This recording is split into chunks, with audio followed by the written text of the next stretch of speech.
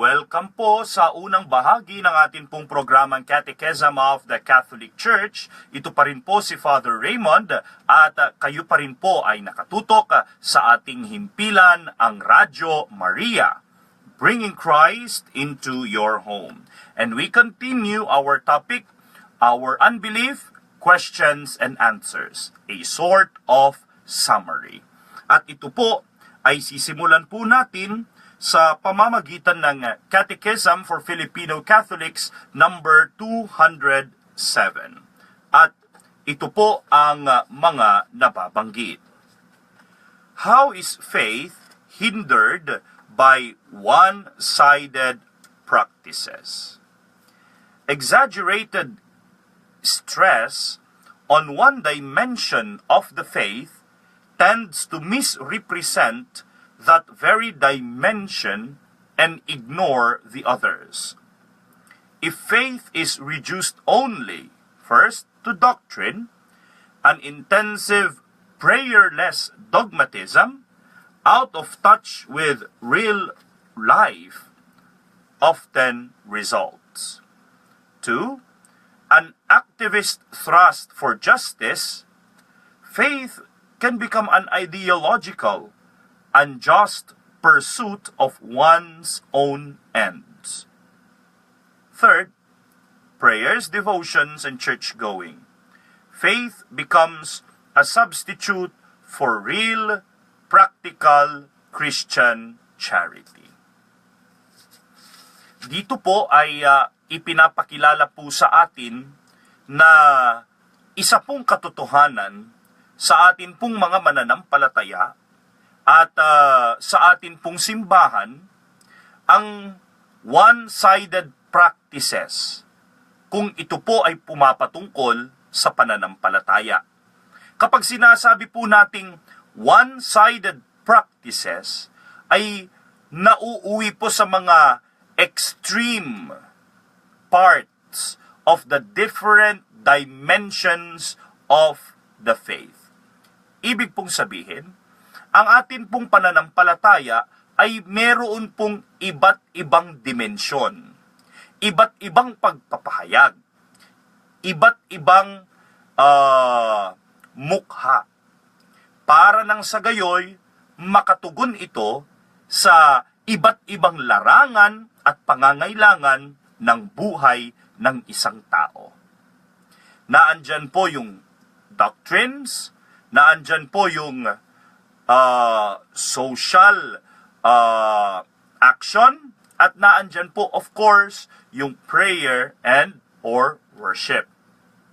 At ito po ay nakabatay sa three basic dimensions of our faith. Believing, yan po yung doctrine, and then doing, yan po yung sa social action, and then worship or trust, yan po yung sa prayer and devotions. At kapag ang isang tao masyadong nakafocus lamang sa iisang dimension, one-sided practice po ang tawag doon.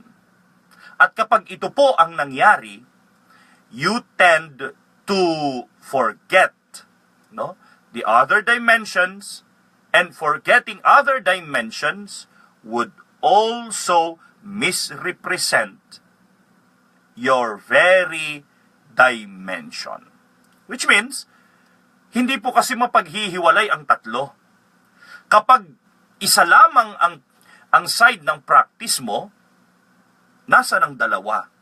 Kulang, hindi buo, hindi ganap. Kung dalawa lang, nako, nasan yung isa? Kulang pa rin, hindi buo, hindi ganap. This is the tripod of our faith. Para po ang atin pong pananampalataya, maging lubos, maging ganap, kailangan na andoon itong tatlong dimension na ito. Ngunit, sabi nga po natin kanina, totoo, meron pong mga one-sided practice na nangyayari sa atin pong simbahan. Una, yung tinatawag po nating doctrinal practice. meron po yung mga tao na masyado po silang nakukulong sa doktrina ng atin pong simbahan. At kapag ang mga taong ito'y nakukulong sa doktrina ng atin pong simbahan, ay ito na lamang yung nagiging focus nila. Ito na lamang yung nagiging pundasyon ng pag-inog ng kanilang pananampalataya. Alam po ninyo, meron pong magandang regalo ang mga tao na talagang merong dedikasyon patungkol sa doktrina ng ating pananampalataya. Kasi they can explain to us our doctrine. They can help us defend our faith. They can also bring us closer to church documents and church doctrines that are not familiar to us. So, if these church doctrines and church documents are far from us, because many of us do not really go into our libraries and read all the documents of the church, sila yung mga may sigasig para gawin ito. Kanya nga lang, ano po ang nagiging resulta kung nagiging extreme ang mga tao na sa kanilang pagmamahal sa pananampalataya ay nahuhulog lamang sa doktrina, nakukulong lamang sa mga doktrina, at nananatili lamang sila sa mga katuruan ng simbahan. Ito yung mga nagiging fundamentalist din, no? Nagiging legalistic ang pananaw sa buhay. At ganyan din yung naging tendensiya ng ilan sa mga evangelicals and Protestants of our day. Kasi nagiging to the letters ang kanilang buhay pananampalataya. Mahalaga po ito, pero the extreme side of being too doctrinal is nagiging prayerless ang buhay pananampalataya. Ibig pong sabihin, meron pong dogmatism, pero prayerless. Hindi na uuwi sa pagdarasal kung ano ang dapat na pinaniniwalaan. Masyadong nakafocus sa salita, nakakalimutan na ang pakikinig sa salita. Masyado kung minsan magaling magkwento patungkol kay Jesus, magaling magbahagi ng salita ng Diyos, pero nakikinig ba siya kay Jesus? Nakikipagkwentuhan ba siya kay Jesus? At yun bang salita na kanyang ibinabahagi, pinapakinggan niya? Sabi nga nila, theologians, dogmatists, people who are too doctrinal. But of course, hindi po lahat ng theologians ganun, ha?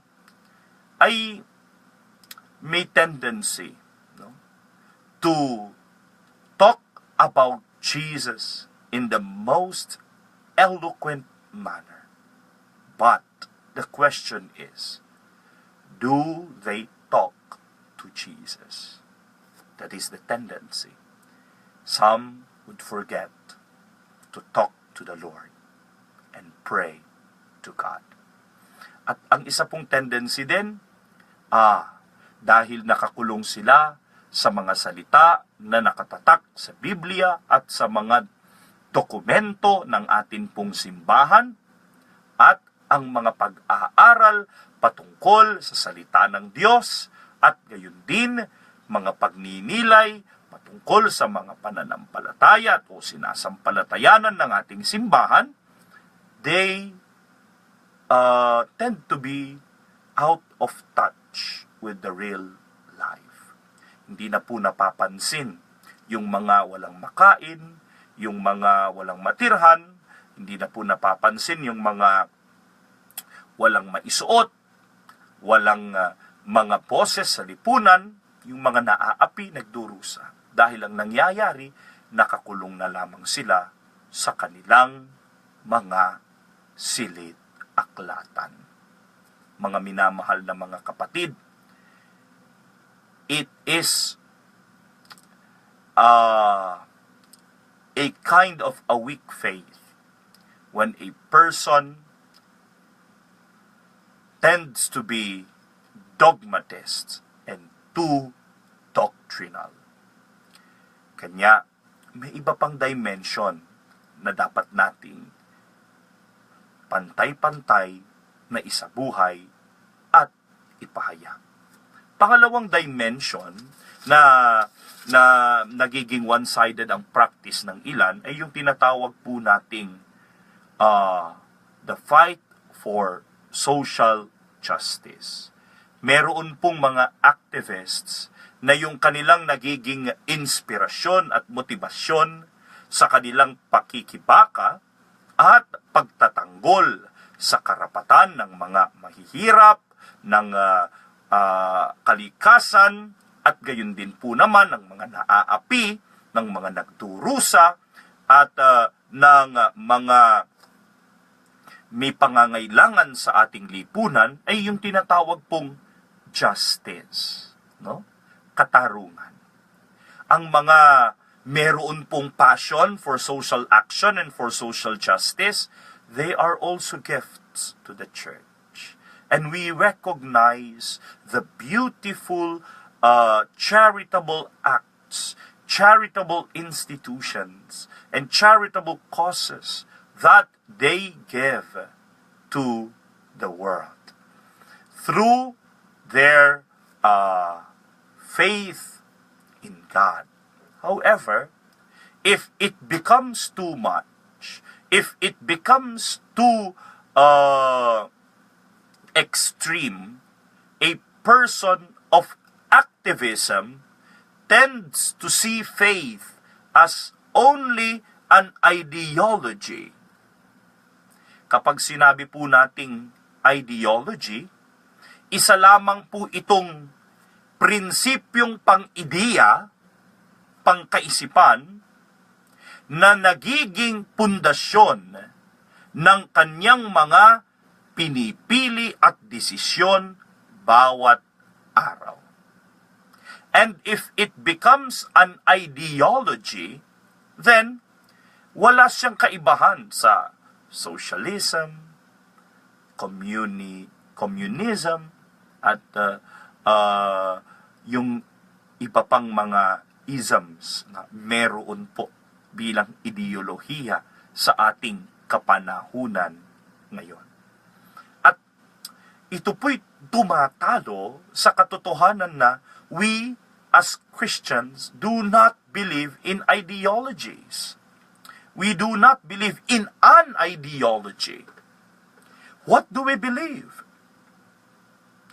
We believe in a person. We believe in Jesus.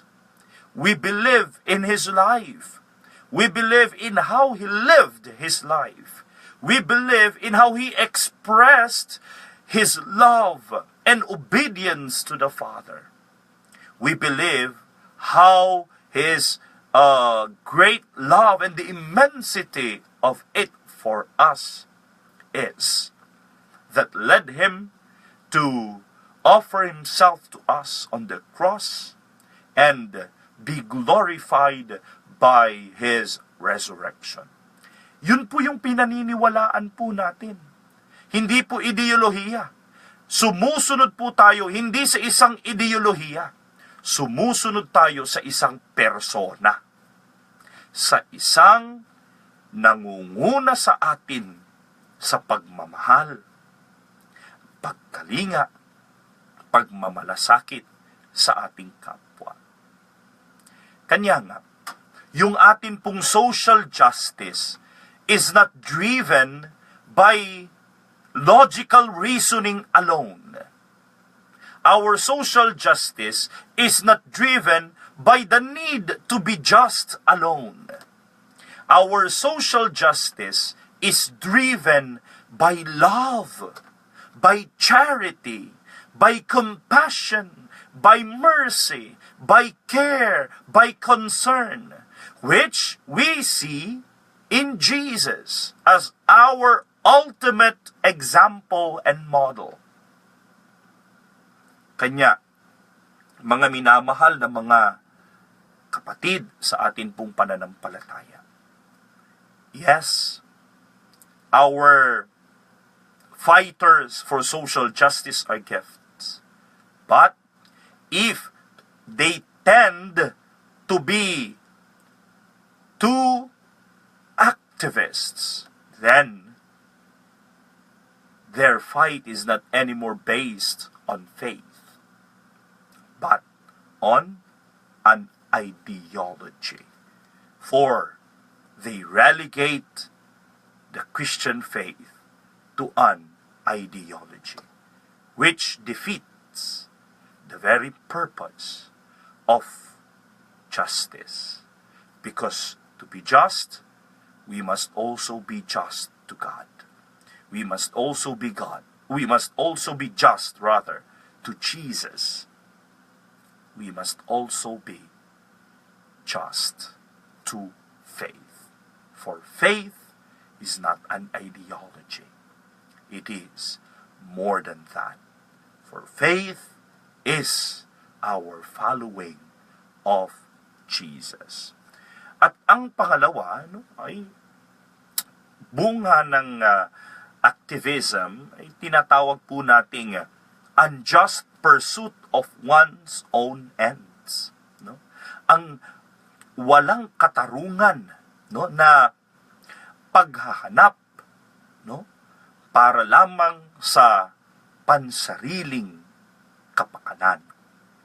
Oo, kung minsan ang tendensiya ng mga activists is to pursue one's own end.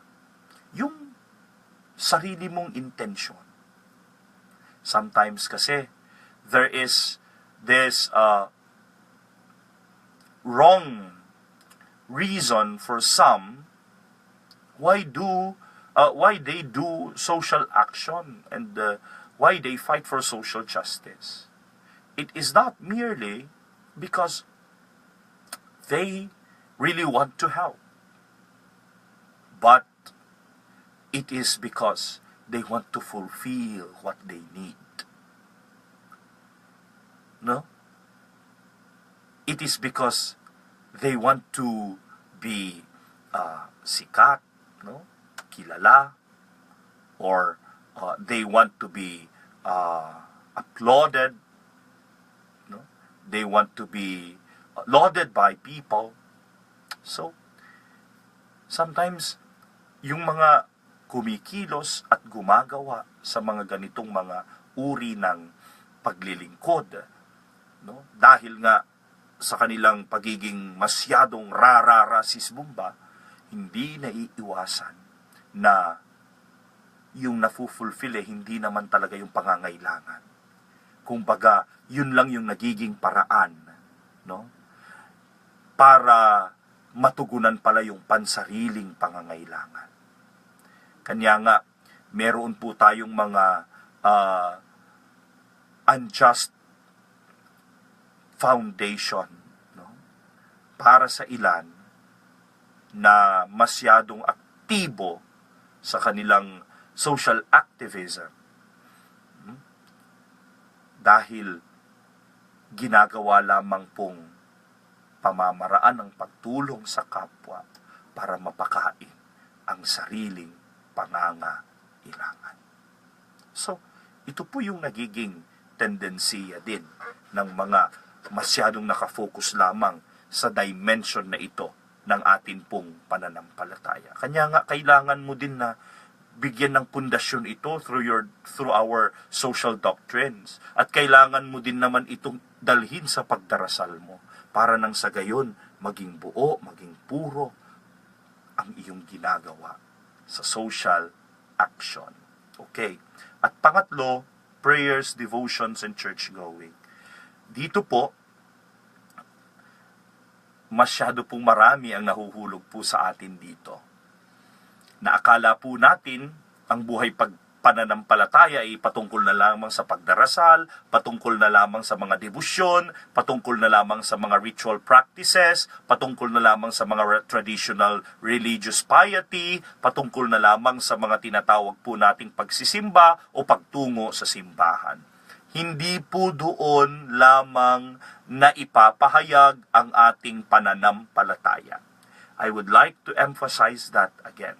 Hindi lamang po na ipapahayag, na ipapakita ang pananampalataya sa pamamagitan ng pagdarasal, sa pamamagitan ng pagsama sa mga prosesyon, sa pamamagitan ng nobinaryo, sa pamamagitan lang ng mga pagsuot ng mga sacramentals katulad ng krus o kaya naman ay ng scapular.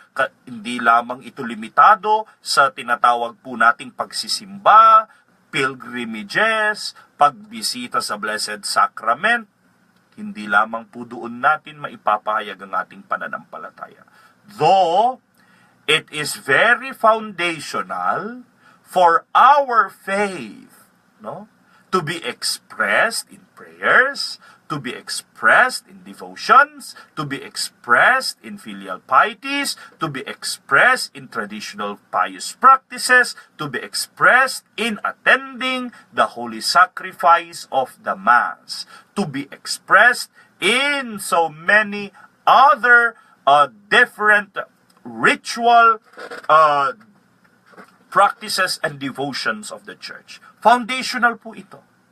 Sapagkat ito po ay isang bagay kung saan nahuhubog po natin ang atin pong espiritualidad. At pag sinabi po nating espiritualidad, yun yung atin pong relasyon sa ating Panginoon. Yung pakikinig natin sa Kanya, yung pakikipagkwentuhan natin sa Kanya, yung pakikipagniig natin sa Kanya, yung pakikipagkaisa po natin sa Kanya. Foundational po ang prayer sa atin pong buhay pananampalataya.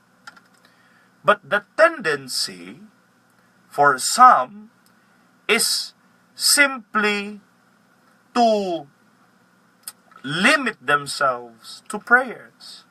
Na, sige, wala na tayong magagawa sa ating mga nangyayaring mga patayan sa ating kapaligiran, magdasal na lang tayo. Naku, wala na tayong magagawa sa mga mahihirap sa atin pong kapaligiran, ipagdasal na lang natin sila. Naku, wala na po tayong magagawa sa mga awayan sa lupa na nangyayari sa mga mayayaman at sa mga magsasaka, ipagdasal na lang natin sila.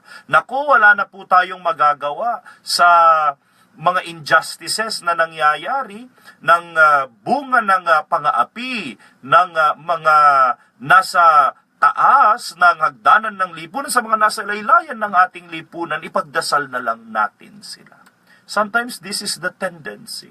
And it is very comfortable to say. Napaka-komportableng sabihin yan.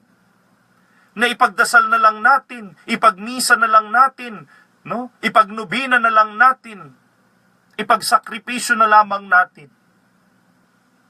Pero hindi po doon nakakulong lang ang pananampalataya. Hindi po doon lamang natin maipapahayag ang atin pong ganap at lubos na pananampalataya. Oo, mahalaga ito. Pero kailangan mo din naman tignan ano ba ang sinasabi ng iyong doktrina.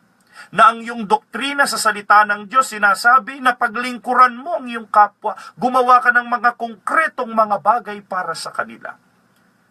At ano ang sinasabi at hinihingi ng iyong mga kamay bilang pagpapahayag din ng iyong pananampalataya? Kumilos ka, tumulong ka, magkaroon ka ng pakikibaka din at pagtatanggol sa mga naaapi, sa mga nagdurusa, sa mga walang boses at kapangyarihan sa ating lipunan. Hindi sapat lang ang pagdarasal bilang tugon sa mga pangangailangan ng pagpapahayag ng ating pananampalataya. Kanya nga, ang one-sided practice na masyadong nagiging dogmatist, na nagiging activist, at magiging masyadong spiritual, yung ini-spiritualize lahat,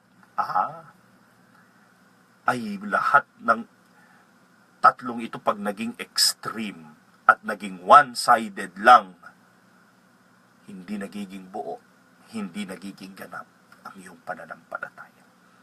Ngayon,